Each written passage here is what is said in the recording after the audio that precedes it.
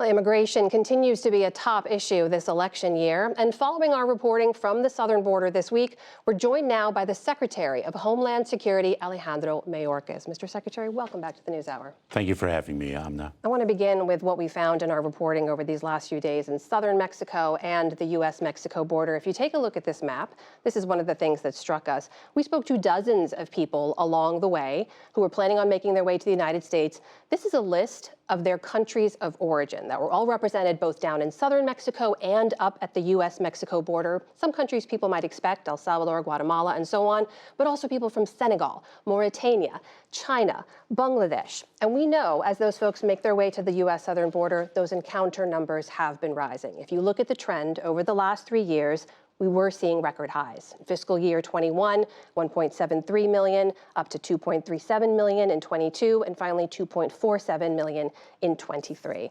Now, we know the administration has been weighing executive action under some kind of presidential authority that could bring those numbers down by restricting asylum access if people enter illegally.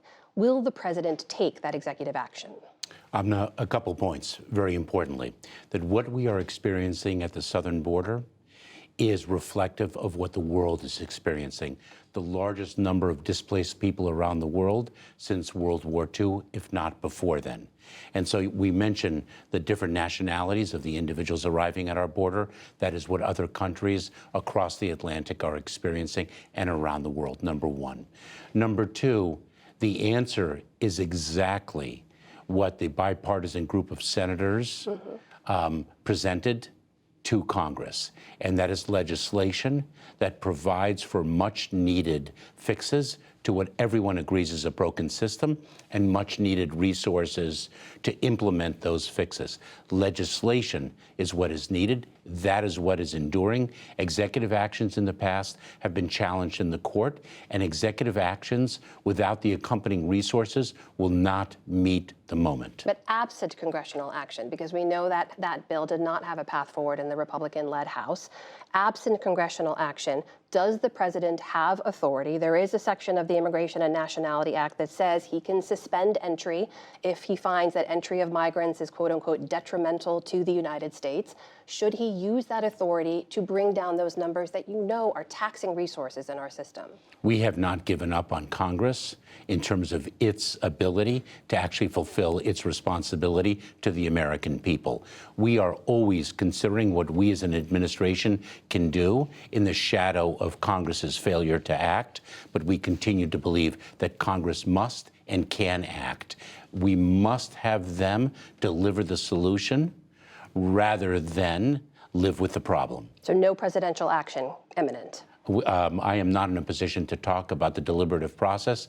I can share with you that we deliberate each and every day how we can address the challenges that we confront. We hope that Congress does the same, meets the moment, and passes the legislation that was bipartisan in nature.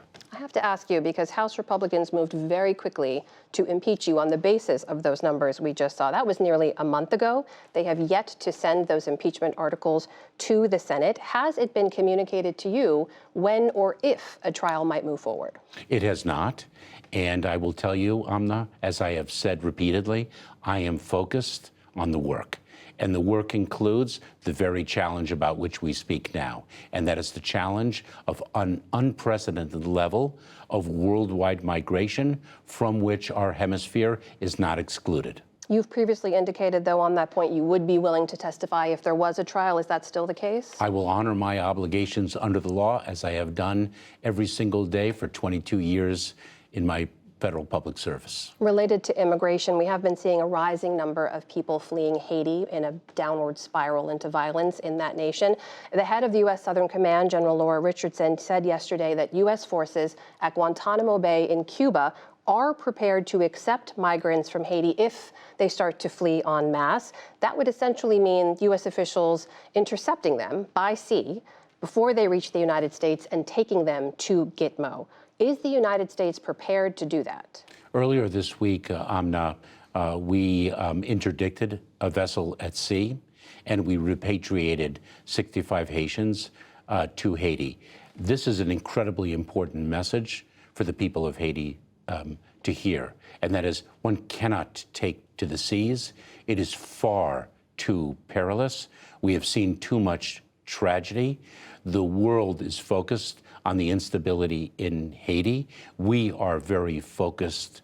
We have plans for it. We have contingency plans, but the danger of the journey to the sea is something that an individual should not undertake. Mr. Secretary, many will say, how can the U.S. send people back to Haiti, already the poorest nation in the Western Hemisphere, undergoing incredible amounts of violence right now? That journey on the sea was probably the best option in those people's mind. Why repatriate them now? I would respectfully disagree that it is the best option. We are not insensitive to the challenges that Haiti is suffering and that the people of Haiti are suffering. It is not throughout the entire country, but certainly most acute in certain parts of it, and we are watching the situation and working with our international partners to address it each and every day. I want to ask you about what several intelligence leaders have said recently when talking about the global threats and the growing threat to America at this moment.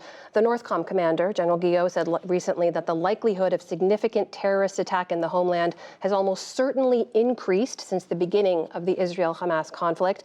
FBI Director Chris Wray said we've seen a veritable rogues gallery of foreign terrorist organizations calling for attacks against the U.S. in a way we haven't seen in a long, long time. DNI Avril Haines has said while it's too early to tell, it's likely the Gaza crisis will have a generational impact on terrorism. Do you agree with their assessments that this war has made the U.S. less safe? We are in a heightened threat environment. We have remarkable people throughout the federal government in partnership with our state and local law enforcement to ensure the safety and security of the American people. It is incontrovertible that we are in a heightened threat environment. I have spoken of this to Congress and publicly as well. They are absolutely right. It demands vigilance on the part of the federal government, all levels of government, as well as the American people themselves. And to be clear, is that heightened threat environment because of this war? The terrorist attacks of October 7th and the continuing conflict in the Middle East certainly has exacerbated the situation and heightened the threat landscape. I want to ask you briefly about a law that was enacted way back after 9/11, Section 702, that allows the government to collect communications of foreigners abroad targeted for intelligence purposes. It expired in December. Congress has basically punted an extension into next month. It's now stalled in the Republican-led House. Are Americans less safe if lawmakers fail to renew 702? Yes. Do you see that happening, the renewal? I am hopeful that they will meet their obligation to give us the tools to protect the American people. And 702 is a vitally important tool. There are other tools that we have that also are extended from time to time, and we endure periods of uncertainty whether we will maintain those tools. It is unacceptable. Our ability to use our counter-drone capabilities when drones, the technology around drones, their utilization by our adversaries is only increasing. We have to have that counter-drone authority, and yet it is extended on short term each and every time. We have to be equipped with the tools that are useful in the protection of the American people. Homeland Security Secretary Alejandro Mayorkas. Mr. Secretary, thank you. We really appreciate your time. Thank you, Amna.